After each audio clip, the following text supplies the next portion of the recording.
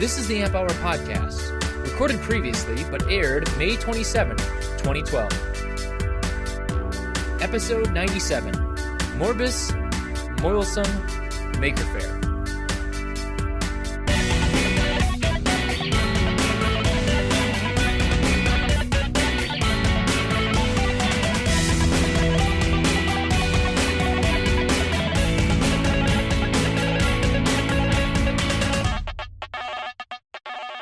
Welcome to the Amp Hour. I'm Dave Jones from the EEV blog. And I'm Chris Gamble of Chris Gamble's Analog Life. Who is sick as a dog. Yeah, we'll see if any coughs sneak through this recording. Have you got your mute button?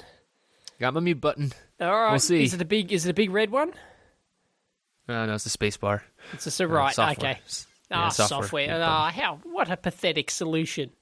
You're a hardware engineer and you implement a software solution. No, I did a last-minute solution. Right, Sometimes the fair best enough. solution is the last-minute solution. It is. It is. Yeah. Sometimes the solution is the easiest, like I did with my new soldering microscope the other day. I uploaded a video and I was trying to think of like the most complex way to mount my camera on my existing microscope rig and do it. I was going to 3D print a thing to put it on, and I was going to do this and do that and maybe build another stand. And then I sat back and thought, well, can I do it without actually making anything? And it turns out, yes, I can. I can invert my tripod. If I hack a little piece off that, just invert that and put a macro lens on and bingo. I've got myself a soldering Sometimes the most elegant solutions are the simplest, right? And the simplest ones are the parts you've got at hand, you know. There's something to be said for a really great hack, of course, you know, and a complex build and things like that. And, you know, they're beautiful piece of engineering, you know, to do some sort of complex build to do a job. But sometimes, the best things are just use something you've got at hand. And the good part about it is that I can take it apart and put it back together in a minute, and so I can transform my regular camera into a soldering microscope, a video soldering microscope in like a minute. It's great. Well, that's really nice. Yeah, I like it. And it turns out it was the solution was staring me in the face the whole time. Nice. So have you actually used it for like SMT type stuffs already, or what? Well, if you watch my video, yes, I do a little bit of SMT I don't do soldering. that kind of thing. No, you don't watch my videos. Yeah, I don't. No. I don't. Yeah, read your blogs either. There we go. That's fine. Oh, boy. Mutually ignoring each other. That's good. Yep. We just don't have the time. We're busy, you know. Yep. Speaking of making stuff. Making stuff, yes. Well, today's show was going to be about the MakerFaire. Oh, yeah. Yeah, we should probably prompt people up front. Some people really don't like it. And maybe we should talk about that first, because it's kind of interesting, kind of visceral reactions to maker stuff. Right. Like, I remember, I have a friend who has like a cheaper set of tools, and he had a coworker berate him for it. He'd be like, oh, that's hobby stuff. Right. Or, oh, that's maker stuff, right? Yeah, and it's like, so what? If it works, I mean, I don't get it. I mean, like, if you don't need the precision...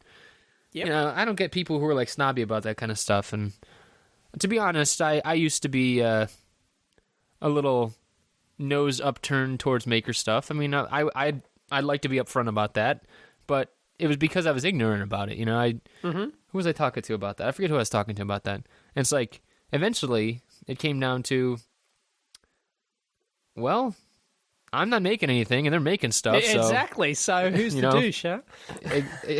Well, not so many words, but yeah. Well, yeah. I know. And I still get comments daily on one of my videos about cheap multimeters, right? The comments just pop up every day. Oh, you're a snob. You're an elitist. You only use high-end fluke multimeters. You know, what's wrong with a $5 cheapie? And it's like... well, if it suits your purposes, there's nothing wrong with the $5 cheapie. I'm just making you aware of the, of the potential issues with it. I use $5 cheapies sometimes, I do too. you know? Yeah. Sometimes I'm sitting at my desk you might blow something up, right? The only thing I've got at my desk at work is a $5 cheapie, so I'm going to use it, right? And it gets the job done. You've just, just teaching you what the limitations are. 2.5 digits. Yeah, exactly. And and just don't measure the Sometimes. mains with it, Yeah. And it's, Or do it once, right? yeah, but most of the time I'm If not they're doing on. stuff like that. So, yeah, so Right. I'm accused of being an elitist snob all the time. The wife accuses yeah? me of being an elitist slob too. Oh, yeah. Clean that up. But it's all We right. don't have a clean child person.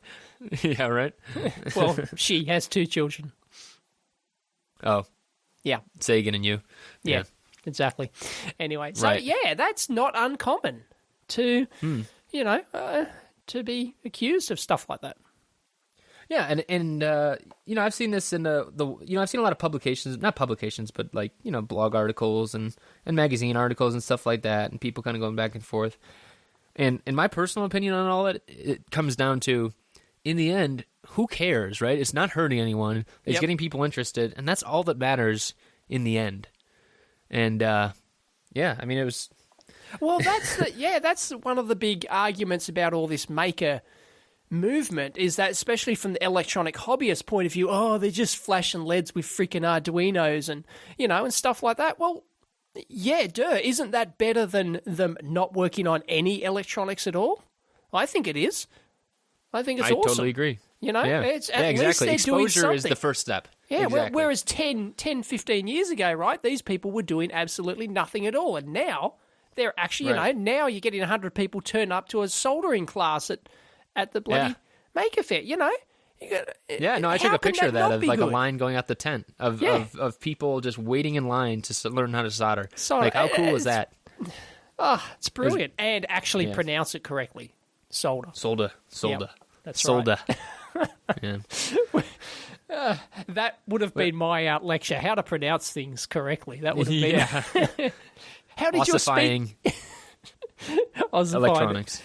Yeah. Yeah. How did your speech go, by the way? You were going to give a presentation on documentation. Yeah, it went pretty good. I kind of rushed it a bit, and I was sick. Yep. and Apparently I there was was a underprepared. MakerFaire bug going around, right? So Yeah, I guess. Yeah. that's what happens when you have to associate with other humans. You Right, have to right. leave I the came lab out of and my leave your cave. cubicle and get Right. out there in the real Yeah. world. It's scary. That, and I was running myself down. I mean, it was probably a 14-hour day on Right. Saturday of just like on my feet all day, walking around and just Yep. clucking And like a you chicken. probably didn't you drink know? enough, and you didn't eat enough. Yeah, Right, you exactly. Just, yep. Yeah. Yep. Yeah, no matter how prepared you are, it just wasn't. It wasn't enough. And you're But, shaking too many hands, mingling with too many people. And Right, yeah. One Shake of a them's hand, bound lick to a be hand, sick, shake a and then it hand, lick a spreads. hand. Right, yeah. But yeah, the talk went well. I'm waiting on the video to be the official video to be posted, but Oh, okay. So they actually officially film all the presentations, do they? I'm not sure. I was on the education stage, which is kind of a surprise to me. But I was on the education stage, and there was a group there called EdSurge, and they actually are the ones that are posting it. Right. Okay. So it's kind of like education technology stuff. Oh, So if people are right. interested in that, Yeah. yeah, I know one of my friends is real interested in that kind of thing, so I pushed him towards that, and it's a cool topic. And there was a lot of people there for that express purpose. Like I actually knew I met a guy from Cleveland who I knew in a prior life, who was there for that express purpose, was bringing maker type education back to Cleveland. And, Wow. Okay. right? I mean, Neat. so people are being sent to MakerFaire as like a conference, and if there's people out there who are part of educational organizations, there's your excuse to go. Nothing like a free ride. Yeah, of course. Never turned out a junket, kiddies. No, yeah, Yeah. no. Golden I mean, rule. just for the networking. That's the only reason I mean, not the only reason, but that was the main reason I went. And I think I you just fulfilled my love goal. going to San Fran and Well, San Francisco's nice. what but did it you was- end it up was just- doing, by the way? Because we talked about this the other week. Oh, yeah. So on Thursday, I got down there Thursday. I rented a bike, which was different for me, a little physical, and I biked down towards the Exploratorium, which is like this kind of hands-on museum down in Yeah, it's great. down by Golden Gate. And then I promptly flipped over the handlebars of my bike. Awesome. Yeah, nothing says vacation like bruising the entire right side of your body. How did you do that? Oh, I'm just a terrible bikeist. I tried to like pop up the wheel over the curb and nothing. I popped. So and everyone's just going, nerd. Yeah. Nerd on a bike. It's like a performing monkey on a bike. Yeah, basically. Circus, you know? It was, and there was like this whole line of cars stopped right there. See the performing nerds. Oh boy. Yeah, so I went to the Exploratorium after I licked my wounds a little bit, and I went to the Exploratorium, and there's this mechanical arcade, which is real cool in downtown San Francisco. I told with you all about that these one. Machines. Yep. You did? Oh, yeah. Yes, I did. Yeah. I told you. Yeah, you found it. It's just near the submarine there at. Yeah, it was really cool. I liked it a lot. It's free. Just wander in. Yep. And the Nickelodeons were my favorite thing, which if people don't know what those are, I mean, people know it as like the children's channel in the U.S. There's a named after that. But it's actually a piano with like a built-in like drum and, organ and everything built into the piano console. Yeah. It's really cool. So really cool mechanical systems and stuff like that. So awesome. I loved it. Yeah. So did you ride your bike over the Golden Gate? I did not, no. I couldn't. Right. Yeah. It was really windy, so. Yeah. But then the next day I met up with the Mighty Ohm and Kenneth Finnegan and Jaron Havel, all those guys I stayed with at a house in Burlingame. And then hit up the surplus stores and, Which surplus stores did you go to? Oh, HSC or Halted. Yep. And then weird stuff. But you've been to those before, right? Yeah, I've been to both those before, but Yep. they're both worth going back to. I mean, it's like digging through a junk pile anywhere. Exactly. It's always worth going to. Like I found it was like a $45 rather e-reader dev kit. It was really cool. If people are in the Bay Area, I have no use for it personally, but it had like a resistive touch screen and an actual e-ink display and a controller, all for $45, and that was really cool. And then Jeff bought this old. It wasn't an oscilloscope. What do you call it? Like a voltascope or something like that. It was really cool. It was this old tube-based scope. Right. And so I'm sure he'll post pictures of that kind of stuff. And there's pictures all over the place. People have seen all this stuff. But yeah, it was great. I mean, we ran into Ben Heck down at the surplus stores too. He was shopping for some of his stuff, and all around it was just a lot of fun that day. So nice. And then the next day I went to MakerFaire and got sick. Awesome. Is this your first MakerFaire? Yeah, it was my first one. Yes, it is, isn't it? Yeah. I don't know. Couldn't keep track. So, Right. was it huge? It was pretty big. It wasn't as packed as I thought it would be. I thought it was. I've been to like music festivals before, Right. and like that's like shoulder to shoulder kind of people. And there was a lot of people there, and the aisles aren't that big between stands. Yep. But it wasn't like I mean you could move, and Yeah. it was very possible to move. So I'm not sure what the numbers were, but it was great. I mean. Excellent. There was a lot of... So they've got like an indoor thing with all the stands and everything, and then like outdoor stuff where people, walk their robots around and things like that, right? Is that how it? Or their big contraptions that they bring in and. Yeah, and someone else called it like the off season of Burning Man. You ever heard of Burning Man? I've before? heard of Burning Man. Yep. Yeah, it's like this big art festival in the desert where there's big sculptures and everything, and that kind of really fit. I mean, it was a lot of. Like the big stuff, that was all professional groups that are doing like, throwing flames and, going through propane tanks like they're nothing. Yeah. But still, like really cool stuff. I mean, it was a great experience. I mean, it really was. Got to meet a lot of people that have been on the show. That was cool. I met all of them before I met you, Dave, in real life. There you go. I got to hang out with Bunny. I saw Ben Krasnow. Jerry was there. Jeff was there, obviously. Mm-hmm. Who else did I see? That might have been it. Right. But yeah, I mean, I wasn't going to meet Bunny in Singapore, so no. I'm glad he came to the Bay Area. And did anyone recognize you? Did you get approached? No. Oh, you're Chris Gamble. I am not worthy. I am not worthy. No, I didn't, and it was great. And excellent. Kind of disappointing, but also I was like, I don't matter. Come on. Right. And I figured out the problem though. It's like because like most people know they've only seen my Twitter picture, and I actually changed the hue and saturation on that thing. So I have like in that Twitter picture, I have like red hair and white, like a really pale face. I'm not tan by any stretch of the imagination, but I look nothing like that, right? Yeah, that's right. I mean, I've seen. There's only a couple of videos of you online, really. So unless you've seen those, I'd probably, walk past you and not realize, perhaps. Right. I don't. Yeah, I look pretty generic as well. I mean, I'm a pretty generic white guy, right? Generic nerd, cookie cutter nerd. Generic nerd, right. Yeah. Oh, just another nerd. I am like all of you. Well, not all of you, but right. We are all the same nerd fabric, but yep. Yeah, so that's you need to get into video. You see, then people would recognize you, and see, because I can't walk around a trade show without being recognized. Yeah, it's better to not. I'd rather talk to people on I just introduce myself as Chris, and then for someone. Oh, I was talking to one of our EB writers, engineer blog writers, Sophie. I talked to her probably 5 minutes, and then I asked about a recent post she did, and she kind of like snapped to, and she's like, "Oh my god!"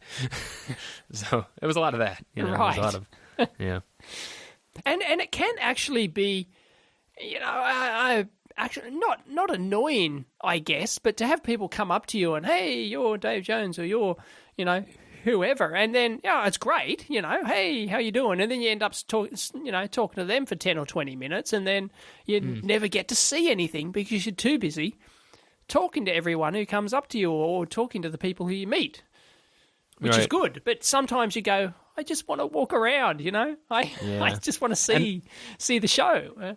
And that definitely happened to like Jerry. I mean, she would get approached. She was wearing roller skates, carrying her bass, which was pretty cool. Yeah, I've seen the photos. You see, so if people haven't seen the photos, though, she actually turned a bass into it used the Commodore 64 chip. But the thing I wanted to point out is that she I don't know how many she talked about this on videos and stuff. She used 18 AA batteries. She set up a 12-volt rail, a 5-volt rail, and a 3-3 rail with linear regulators. And you chastised her for it. No, I didn't chastise her. I said, like, why did you do that? And she's like, well, I ran out of time. Of course. At that point, Of course, of course, that's the solution you're going to do. You're not going to waste a second dicking around trying to develop a power supply for this thing. Just whacking some batteries in a battery holder with a 7805 and a 7812. Yeah, you're right. I mean, that's a freaking literally, and don't worry about low battery FPGA alarms. stuff is so easy for her that maybe the power stuff would have been. No, you can get bogged down in that forever. Forget it. Yeah. No, battery pack and a 7805. Simple solution, right? I mean, like that's another good example. Exactly. You just don't gild the lily. It's not worth it. Yeah. When you're just trying to get something working, and forget it. And actually, I brought my own hack. That was why I didn't finish my speech on time. Right. Because I was finishing that at home. I actually, I was like looking around my shop, and I didn't have any like fun ICs to play with. Like I had some, like on dev boards and stuff like that, but I didn't have any like loose like boost converters or anything. I really want to do stuff with boost converters. And so I'm like, well, screw this. So I built one with a 555, and I can show a picture of it. I ended up doing dead bug method or Manhattan. Nice. I wouldn't call it Manhattan technique because it was so messy, but I actually took. I thought this was pretty smart on my part, if I might toot my own horn. I actually took a Dremel I have, and I dremeled out the copper clad to make power planes. Yep. So I had like a metal grinder. Oh, you have? Okay. Yeah. Nothing new I there. shouldn't think it's original, but right. But it makes it look a little grungy, but I don't know. It was fun, and just with parts out of the junk bin, and did like a 9-volt to 30-volt boost, and so is that the thing? Do you have to bring a hack? Is that the you're sort of lame if you turn up to MakerFaire without a hack? Is that I wouldn't say lame, but it's without something you haven't made? Is that? It's good to show up with something in hand, right. I think. I mean, especially the dinner that Jerry throws at the end of the weekend is called Bring a Hack Dinner, so that's always nice. Right. And it's good when you're getting together, too. What did you bring? What did you bring? Yep. And I saw some crazy stuff. One of Jeff's friends, Tony, who's an RF expert, he showed me, I mean, RF stuff always boggles my mind, but he had this milled out wave guide, and it was just gorgeous. I mean, he's the one that actually Jeff... Oh, everything okay there? Yep, everything's fine. All right. Pay no attention to the man behind the curtain. And so that's actually the friend he has who has the die bond or the wire bonder. Oh, yeah. And so he actually showed me one of those things, and holy moly, that is cool. I think we might have to try and get Tony on the show sometime, just to talk RF stuff. Yep. And really, that was the whole reason I went in the first place, is to try and get people for the show. And I think I might have found some fun ones. Excellent. Yes. And I have to talk about the one while it's fresh in my mind. I was walking around, and I saw Massimo Bonzi, right? The Arduino, the head of Arduino, right? I walk up and I say, Massimo, hi, my name is Chris, and I run this podcast, and I'm kind of explaining myself, trying to see if he knows who we are. And he said, oh yeah, I've listened. And he says, oh, you're the one with the Australian fellow, huh? And I'm like, yeah. And he goes, he's the one who thinks Arduino is a stupid name. And I go, yep. That's me. That's right, Dave. I was paying for your sins 5,000 miles away from you. Excellent. Yeah. But at least people know my name, right? If you I guess so, yeah, for being a butthole. If you can't be famous, be infamous, right? Right, yeah, that whole thing. But yeah, that was fun. And that's brilliant. Got to talk to a lot of other great people. But that's all it's about, really. I don't know. It's hard to imagine. I guess a lot of people go for, taking their kids, or like one of my friends from college actually showed up with her whole family, and that'd be fun like that. But I don't know. It's hard to imagine, it's a great program for kids, right? I mean, like, it really was. Oh, like, of course. You just think about all the buttons there are to push, and it's a gold mine. It's just, yeah. Yeah, it's just stimulation like crazy. I mean, they're fire breathing everything, right? But excuse me. That was the mute button. That was the mute. Sorry, didn't want to get the cough on camera or on audio. But at the same time, it's for big kids. I mean, like, come on. Of course. Yeah. So, It was great. Do you get a feeling it's getting too big, too commercial? These days, I get a feeling that I haven't been there, but I don't know. I'm getting an inkling that it might be. It might be getting too big for its own boots, perhaps. Yeah, I don't know. There was a post by SparkFun about why they went with a smaller booth this year. SparkFun being the DIY electronics people. And they really did. They did a small booth. Why is I got that? to go see them, and I haven't read the thing yet. Right. It was like the ramp in cost was a whole lot. It went from like 10,000 up to 50,000 or something like that. Wow! And how big would that booth be for? Yeah, probably like a 25 by 25 foot. So that'd be like 8 by 8 meter. I mean, ouch! Right. That's just what chance does the lone hacker, the lone midnight engineer have if they just want a table? How much would something like that? Well, that's the thing. They have different levels, right? So, like the corporate level, and that's what it is. They're the corporate level. They're for profit and everything. Oh, if you're like a open source hardware kind of person, then you're fine. It's like, I think Jeff paid like $300 or something like that, and he had a very nice spot. Okay. So I don't think that's a big concern. I saw a video of it. He just had like a table, right? He had a table, yeah. Right. Yeah, in the maker shed, because he was selling stuff. He was like kind of hawking his wares. Okay. Right. But yeah, I mean, it is getting bigger, and I think the thing with that though is it's like any event. When you have more people that want to get in on it, especially from the sponsor side, right? Mm-hmm. Prices are going to ramp because you can't accommodate everyone. Yeah, exactly. And true. I don't know how to deal with that. I mean, I think it still felt not still felt, because this is my first one. I don't have any reference point. From what I heard from other people, they said no, it's just as good. I mean, it's yeah. So I've got a niggling feeling that there's an opportunity for somebody to set up a rival one now that it's so popular, like a spin-off one that's non-commercial perhaps, or something like that, that you only allow in the non-commercial people or the open source hardware people, or something like that. But, we're already seeing those too. I mean, like, there's the Hope 9 conference coming up, and there's the open source hardware. Yeah, open source hardware is one, and then there's Summit. the Hope 9 in New York City. Yeah. But, So, but, I mean, they're more of your and then there's traditional chaos conferences, aren't you? communication They're not really fairs as such, are they? I don't know. Yeah, I don't know. I don't know. I can't talk because we've got hardly anything like that here. So, We'll get on it, man. I know. Well, there's supposed to be another Melbourne MakerFaire this year, so I'll definitely go to that. Oh, that's good. Yep. And eventually one in Sydney might happen. I do know some people that are thinking about it, so... but, thinking about it doesn't make it happen. You know, you really need to... Because it's a lot of money, you know, it's a lot of risk, a lot of effort to actually put something like this together. So...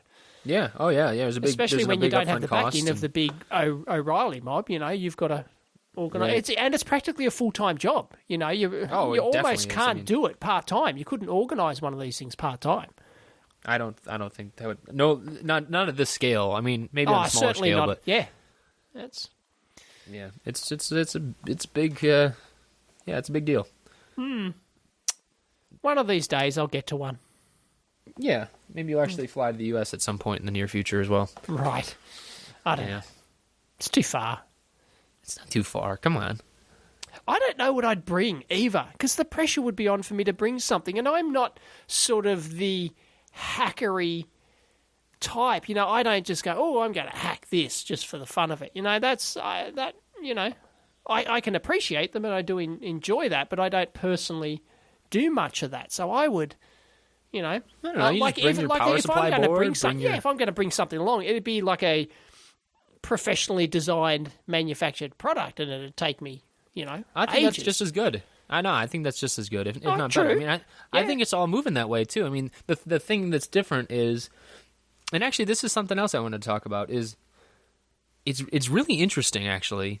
Like commerce was incredibly casual there. You know, like, and I felt really good about it. I mean, it's like, yes, we're here, we're selling stuff, but everyone's cool with that. I mean, it's not like here, buy my stuff, right? Buy it's my not stuff, like people are like Yeah. pushing hard sells, but it's like, here's some cool stuff. Why don't you buy it, right? And participate. And that's what I mean, like Jeff's kit, right? I mean, Jeff's kit is really cool. He set it up and he actually was showing off his stuff in what they call the maker shed, right? That's where they, they have an arm that actually just sells stuff, right? I mean, they actually buy kits from makers wholesale and then they resell them.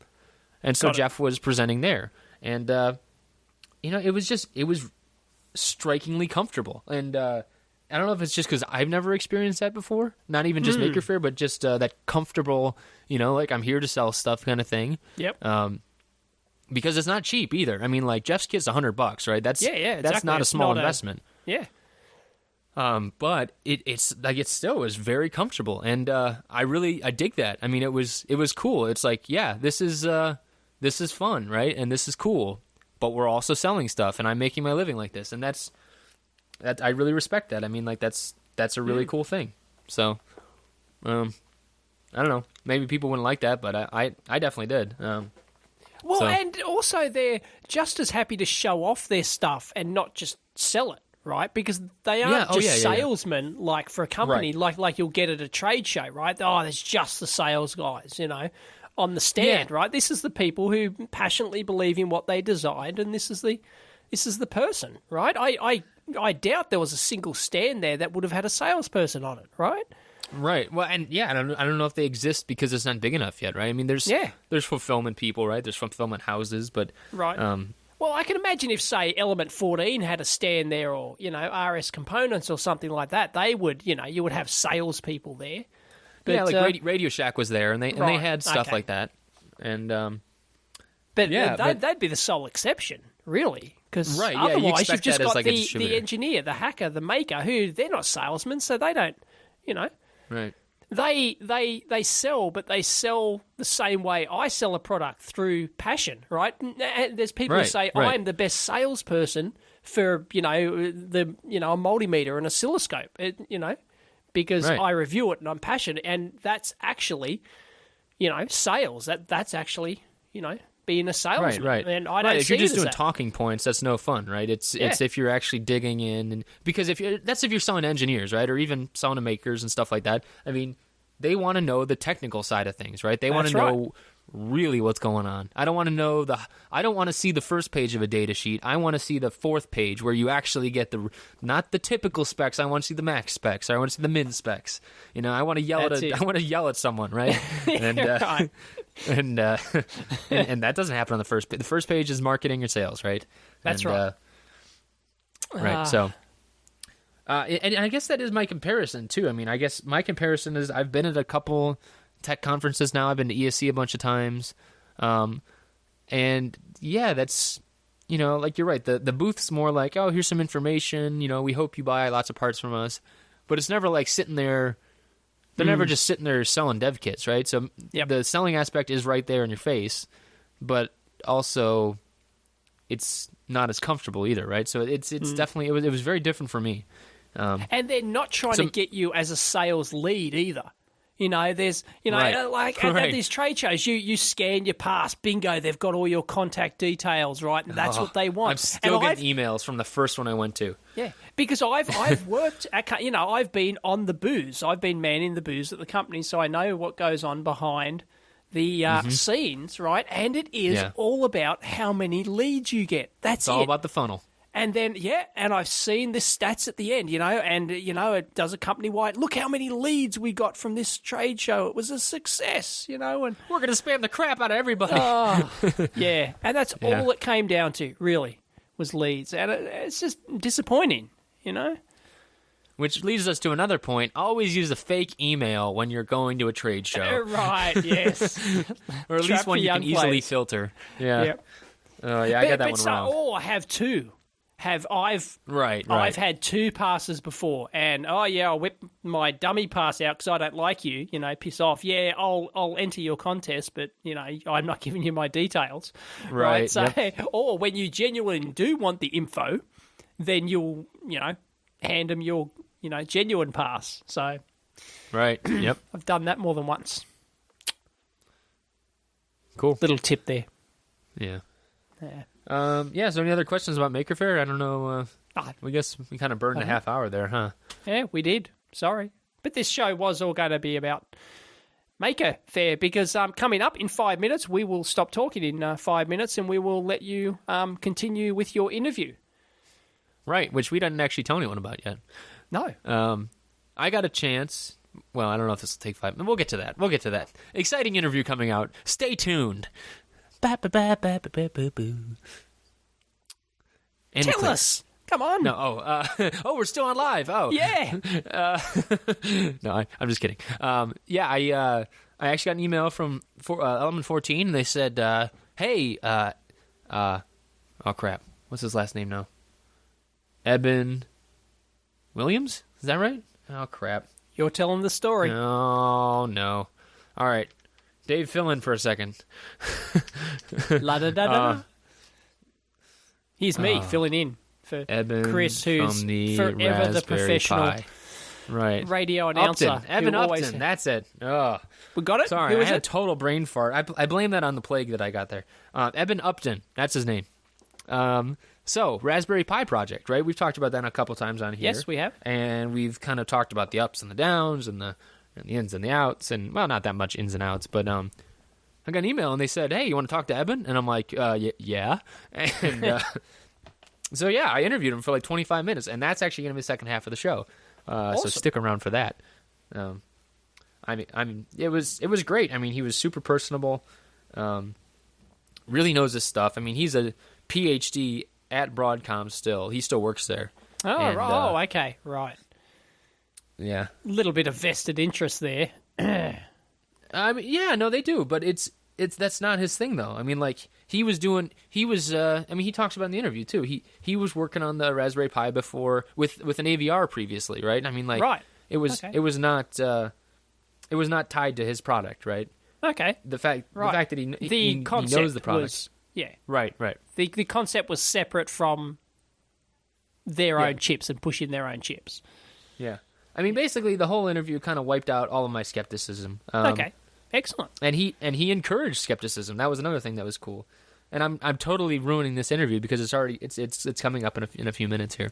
So what else you want to talk about before we cut to the interview? Because this is actually going to be a little different for us, where You're not going to be there. No, I'm not. Yeah, and I can't give. I can't go bullshit under my breath. You know.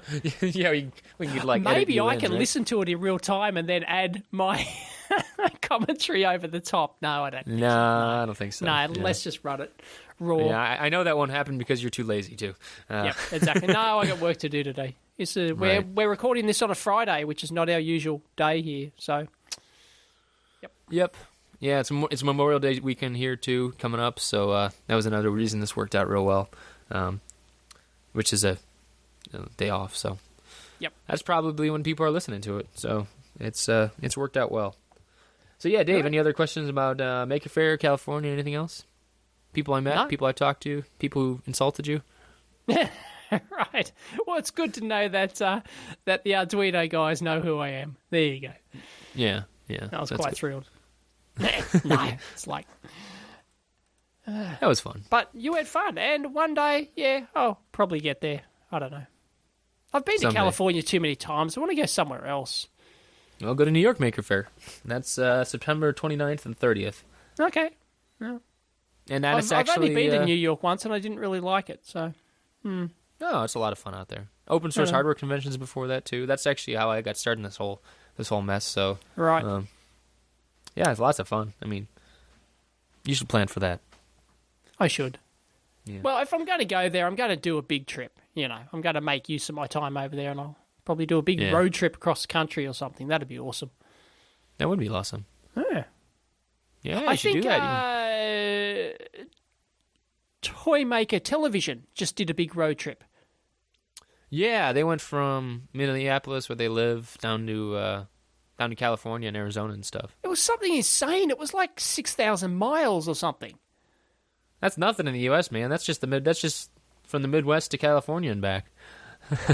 No, I actually plotted, when they tweeted it, I actually went onto Google Maps and I worked out how far that was from Australia. That was from one side of Australia to the other and then right up north as well.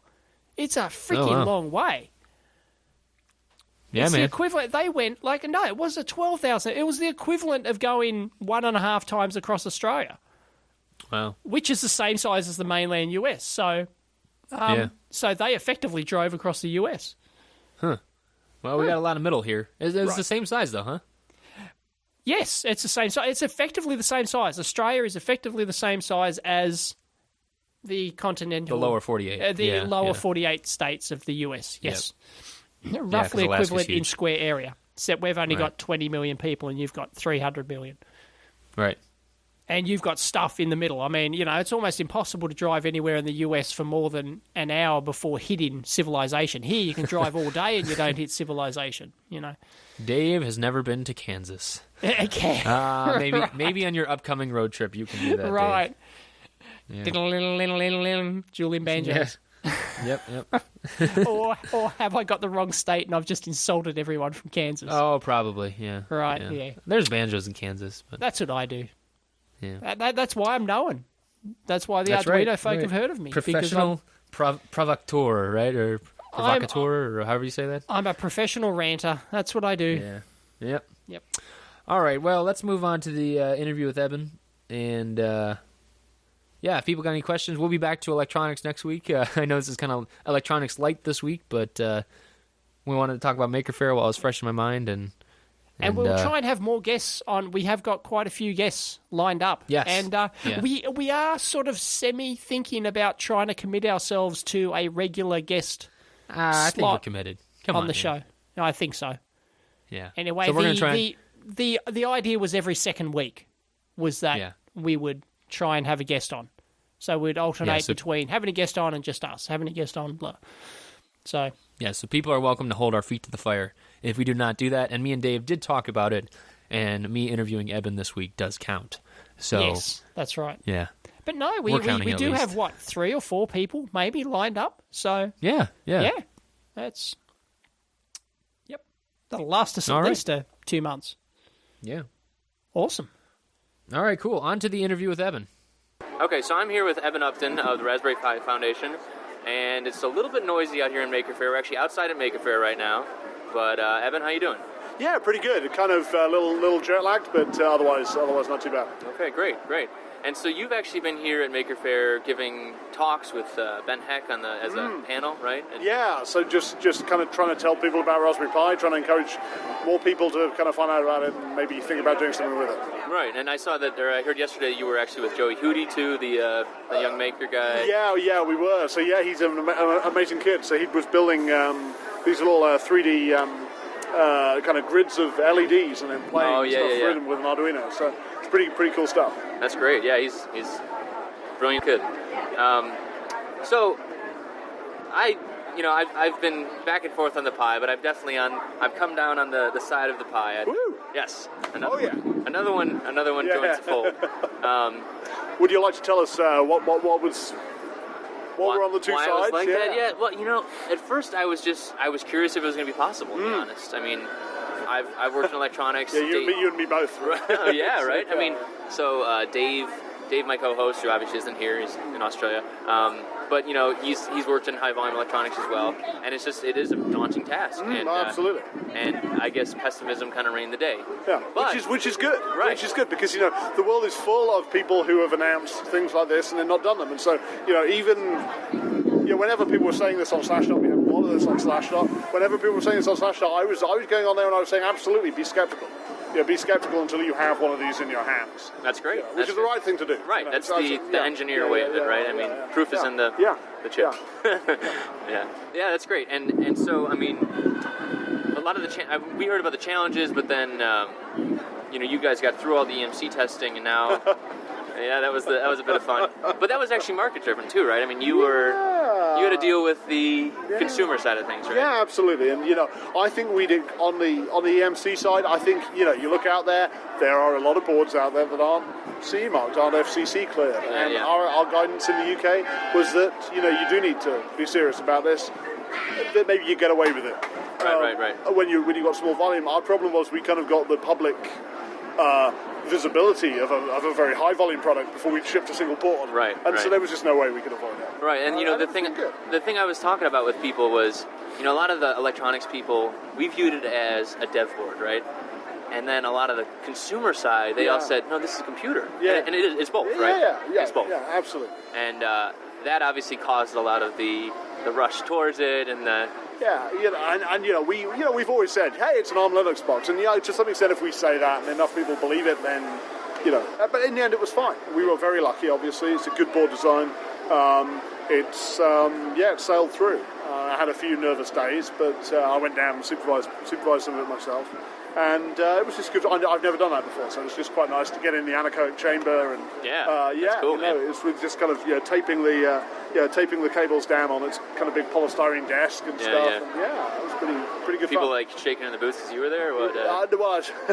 So I was shaking my boots because I was spending $10,000 of my own money to try and get this thing through, and it paid off. So. That's great. That's really great. So now, I'm not sure if people know this, at least I think some people know this on their show, but you actually were one of the architects on the main chip on the board, correct? Yeah, so I was involved in the 3D team, the group that built the graphics card. So the chip we use is called BCM2835. It's an ARM-based application processor from my day job at Broadcom. Mm-hmm. So we're quite unusual at Broadcom in that we don't license our 3D IP, and most AP vendors use licensed IP for their graphics cards. We build our own, and we have quite a small, very focused team in Cambridge where I live, working on that. So I was involved in that probably. I guess that was now 3 years ago. I was involved in the team that did that. I was also involved in the team that put the ARM in because it was originally not a part of an ARM in. So I was involved in that team.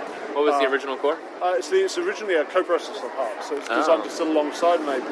Okay. It's in quite a lot of if you get a very high-end camera phone. Okay. Today, the best camera phones on the market tend to have that chip in them. Interesting. Providing but with the ARM turned off, providing the camera processing of some of the graphics. Just because it's easier to have single die, and then you just shut off whatever you don't need. Yeah, absolutely. It's good for power. It means that if you've got an old mobile phone platform, you can drop a coprocessor in as a kind of as a band-aid. Kind of gives an old but stable and reliable platform kind of a new lease of life. Yeah. Okay. That's great.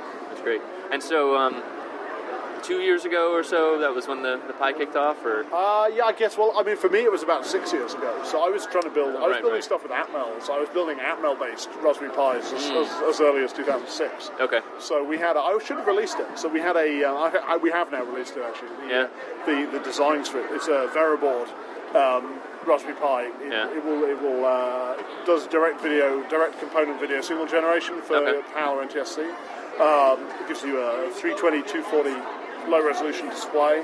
Can do kind of various accelerated graphics operations. And I was quite proud of it at the time. And the nice thing about that was it hit the Raspberry Pi price point. And you could build it yourself with a soldering iron. Right. You could go and buy the components. They were all freely available components, solder it together. At the end of the afternoon, you had a computer. And that was fun. I enjoyed that. But then I joined Broadcom, and kind of what really struck me was the difference between what you can buy usually on the open market in one-off, for let's say $10, and what you can buy for $10 if you are a high-volume company, if you're a cell phone company or you're a media center company, and that was really bothered me, because it creates this enormous advantage for being big. It kind of really, it's tough for the small guy. So I started looking for ways that we can maybe take one of these chips, get it into a mass market hackers platform, and that's kind of eventually where Raspberry Pi came from. Right. And so you actually focus more on the. I remember reading more about the interest in getting people or getting younger makers with a computer in their hands, getting down into the hardware. Is that correct? Yeah, absolutely. And I mean, I come from having, as a child, had an 8-bit microcomputer I could program, and I owe my career to that. Right. I mean, I owe much more to that than I do to any formal computer science course I've ever done. So yeah, really getting these things into the hands of kids, getting platforms like Scratch, MIT Scratch, getting then slightly older kids access to Python and C, and just getting them this kind of, and giving them incentives as well, maybe systems of prizes and stuff to help them, human beings are bad at thinking about the future, right? We always have this. We talk about 35-year-old parents who aren't saving enough for their retirement because that's going to happen when they're twice as old as they are now. And they're saying to their 8-year-old kid, "You've really got to work hard in school because you've got exams when you're 16." And people don't think well about what to them is the far future. And so giving kids some interesting stuff to do, and maybe giving them some money, giving them an opportunity to win some prizes by doing this stuff, I think it makes a lot of sense. Right. Okay. So, one of the criticisms of the Pi has been it's a little bit more closed of necessity because of IP and stuff like that. And I'm more curious also about the hardware. It seems like there was a 100 mil spacing header on there, and that was maybe 16 pins or so. Yeah.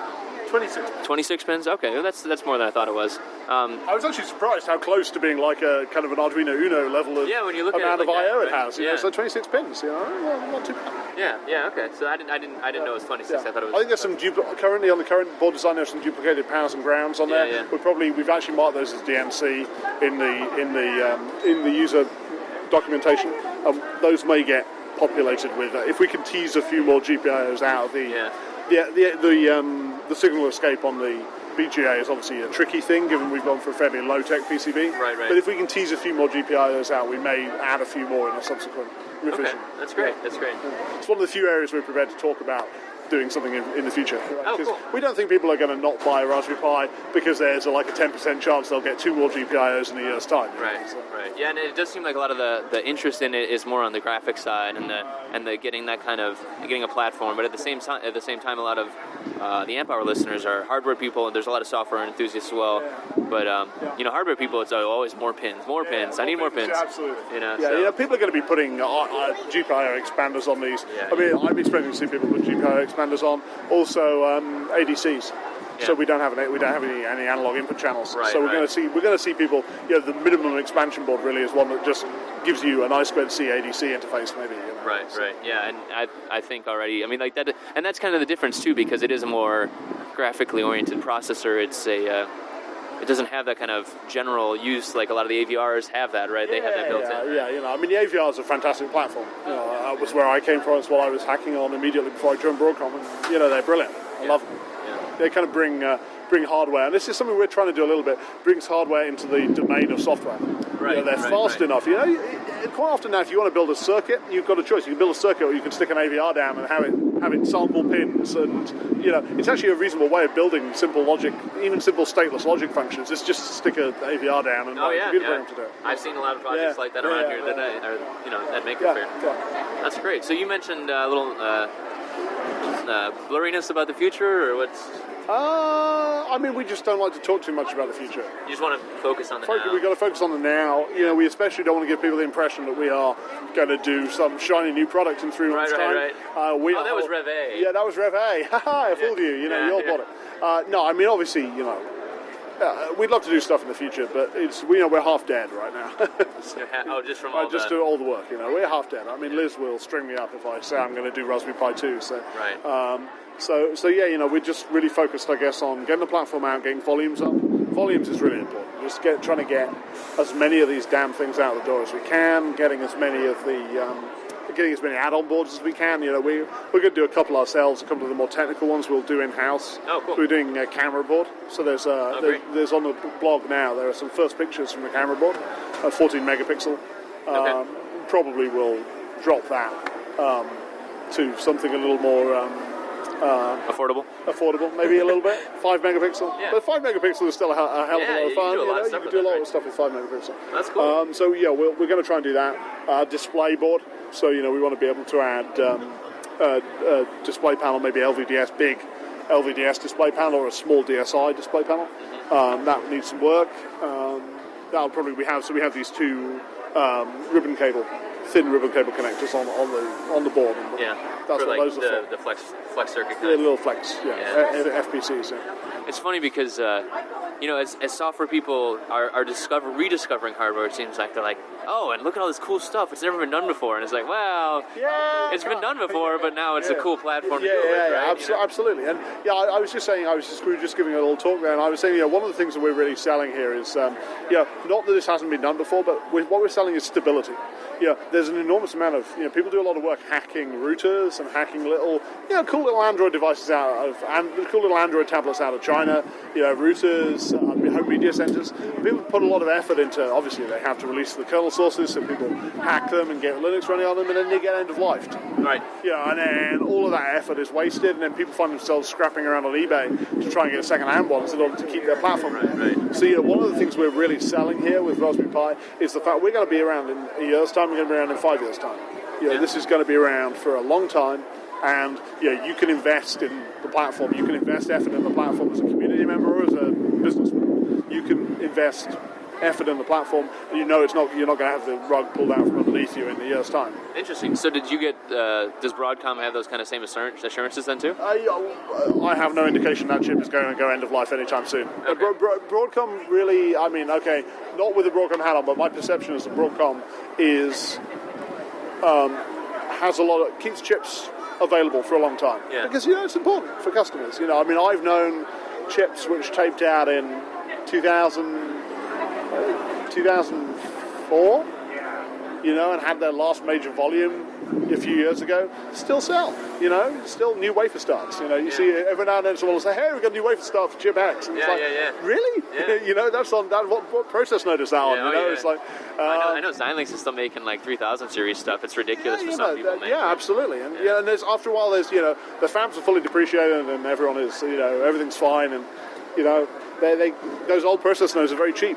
Yeah. So I believe that this platform will be around in its exactly current form for a long time. Maybe we'll do something new in the future, but we need to keep whatever we do. We need to keep this platform. That's a very important part of the community, I think. So what other kind of community stuff is there? There's forums and that kind of thing already set up, or? Yeah, so we have forums on our website. We have forums on raspberry.org. There are forums on the Element 14 website and on the DesignSpark, RS Components DesignSpark website.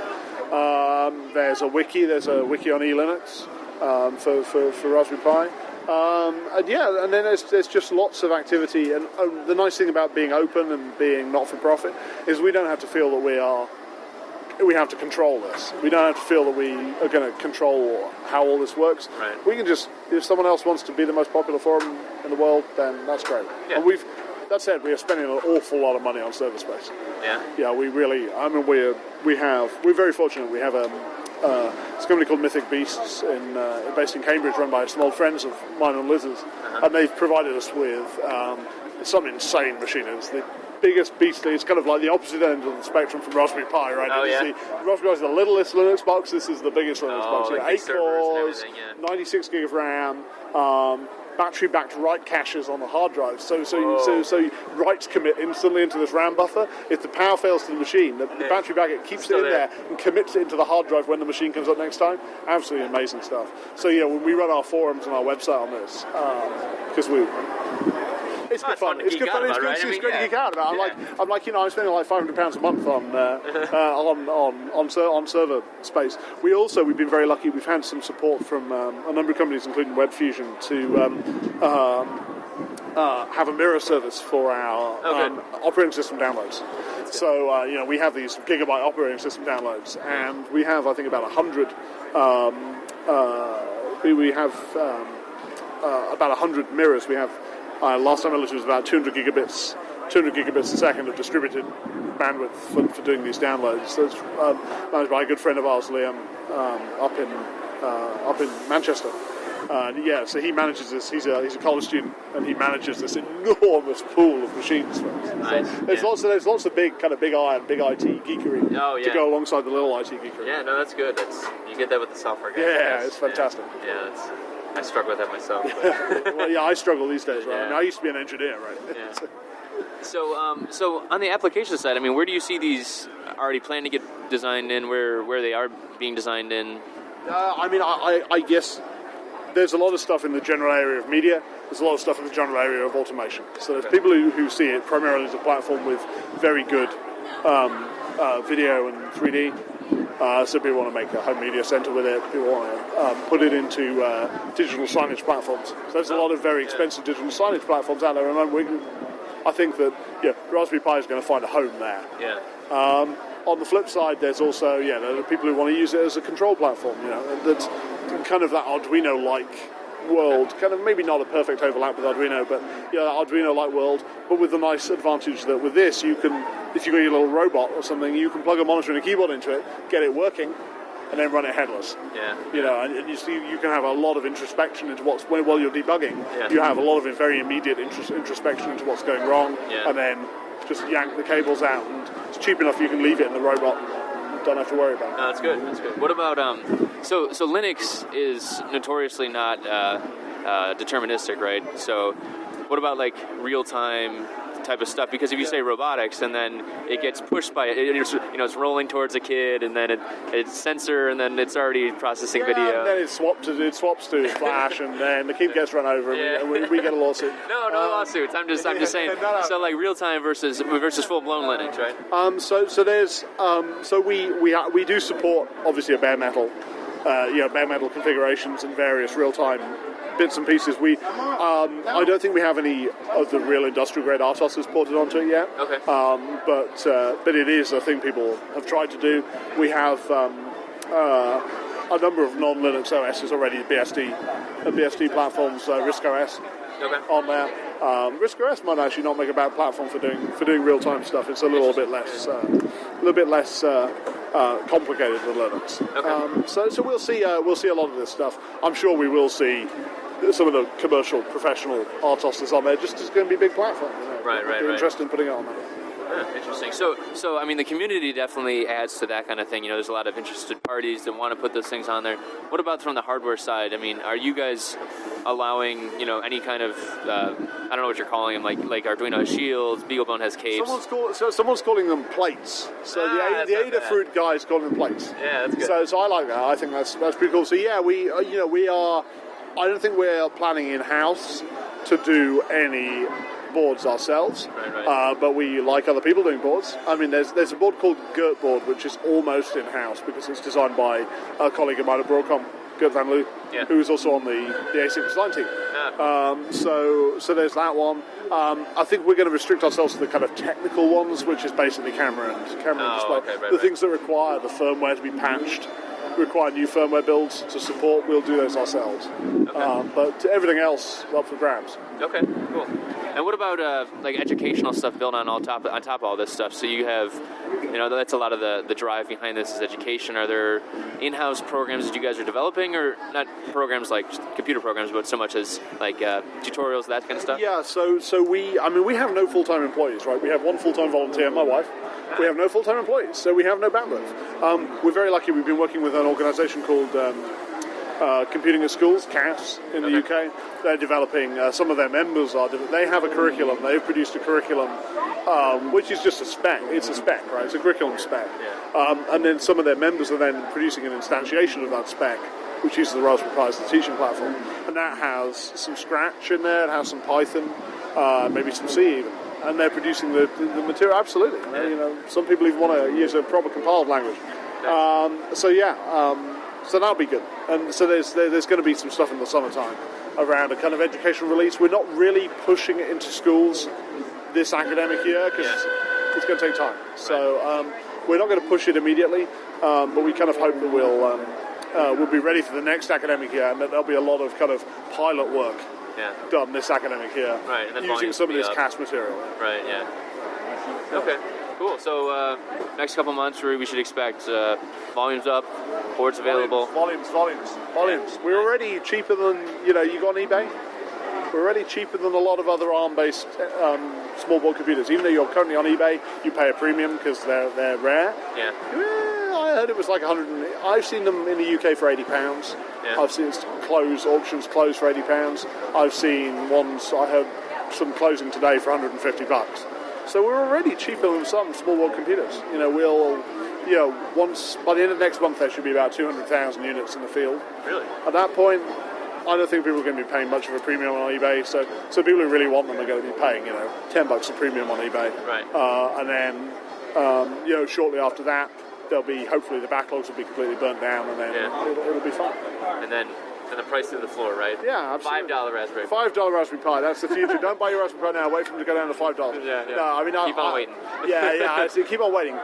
Bankrupt us, you bastards. No. I think there is my belief is there's a floor. There's a price floor at about. Obviously, one of the big things that's going to happen is the Model A. We're going to release our Model A. So the only thing that's available at the moment is the $35 Model B. Yeah. We're going to be releasing the $25 Model A. Oh, yeah. When's that coming? So that's going to be probably mid-year. That's going to... we just had the focus to do one thing. We could pick the Model A or the Model B. There was not really the opportunity to do both. Yeah. Initially, so we picked the B because that's what most people want. But the A is $10 cheaper, loses one USB port and the Ethernet. Consumes a lot less power as well. There's quite a lot of power goes into the Ethernet control. What kind of is it? You're actually pulling other control chips off the board, or? So you're it's a depopulated version of the same PCB. Oh, okay. Yeah, so it's designed. You basically currently you've got this an SMSC, it's really nice SMSC part, landmine 512, which gives you it's a 3-port USB hub. Oh, okay. With one port internally tied off to an on-die USB Ethernet controller. Oh, and then two ports come out. So that's what so that's on the Model A, that's depopulated. And you have a link that just connects the USB from the SoC straight through to a single USB connector. And that's the native, the main chip has its own board? Yeah. So normally that comes in the Model B, that comes out to the hub and then out, and so that's brought straight out. Oh, and then the Mag Jack is depopulated, the SMSC is depopulated, it's a single height, so it's also flatter because it doesn't have the RCA. The RCA jack is now the highest point. Instead of the RJ45. Yeah, the RJ45 is down and the USB is half height. So. Right. Okay. So that would be great for people who want to do robotics. It'd be great for people who want lower power consumption, who who want to do robotics. Actually, some media center people, you're going to see people plugging a Wi-Fi dongle into that one USB, having it behind the television. Yeah. We're working really hard at the moment to bring the HDMI CEC up, so people will be able to use their remote control to control it. Oh, cool. It's pretty cool. I've never done any of the HDMI type stuff. It's crazy. It's crazy stuff. Yeah, that's good. It's good fun. That could be really cool. All right, well, thanks so much for talking to me. I mean, awesome. Hopefully it all comes through because of the craziness of MakerFaire. There's a lot of flames and air horns and everything else, but it's been really great. Excellent. Well, thanks very much. Yeah. Great speaking. Thanks. Cheers. So, Dave, what'd you think of that interview? It was brilliant. What was all that background noise? Oh, that was all MakerFaire, man. That was the sounds of the craziness. That was the action. And Yeah. Oh, yeah. how did you record that? Did you whip out your Zoom H1? I did, yes. And then a lot of post-process stuff, so Right. lots of fun. All right, so people could find Raspberry Pi at raspberry_pi on Twitter. You can find Dave at EEVblog. You can find me at Chris_Gamble. You can find the Amp Hour feed on our website, theamphour.com. We'll see you next week, Dave. See you then. Bye.